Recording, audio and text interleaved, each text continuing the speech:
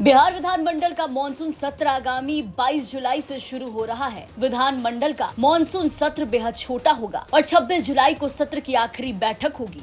Nitish cabinet ने पिछले दिनों ही मानसून सत्र को लेकर प्रस्ताव पास कर दिया था और राज्यपाल ने भी इस पर अपनी सहमति दे दी है। मानसून सत्र की पहली बैठक 22 जुलाई को होगी। 22 जुलाई को विधानसभा की पहली बैठक में अंगियाव विधानसभा सीट पर हुए उपचुनाव में जीत हासिल करने वाले भाकपा माले के विधायक को सदन में शपथ दिलाई जाएगी। इसके बाद सदन में राज्यपाल द्वारा स्वीकृत विधायकों को सदन के पटल पर रखा जाएगा।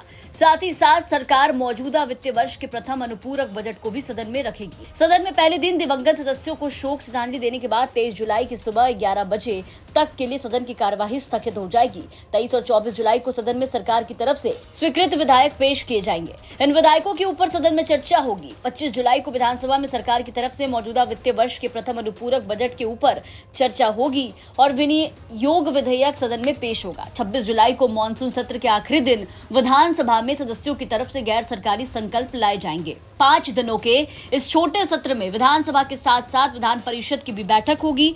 विधान परिषद का संचालन कार्यकारी सभापति अवधेश नारायण सिंह करेंगे। देवेश चंद्र ठाकुर के लोकसभा चुनाव में विजयी होने के बाद उनका स्थान अवधेश नारायण सिंह को दिया गया।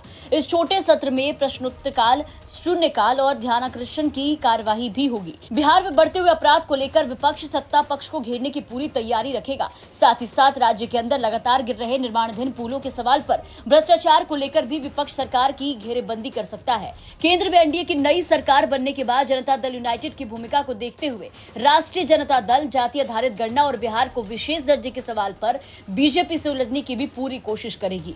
रोजगार के सवाल और खास तौर पर पेपर लीक जैसे मामलों पर विपक्ष सदन के अंदर सरकार से जवाब मांगेगा। कुल मिलाकर के कहे तो सत्र भले ही छोटा होगा लेकिन हंगामेदार होने के पूरे आसार हैं। पटना से शशि भूषण कुमार की रिपोर्ट, बिहार तक।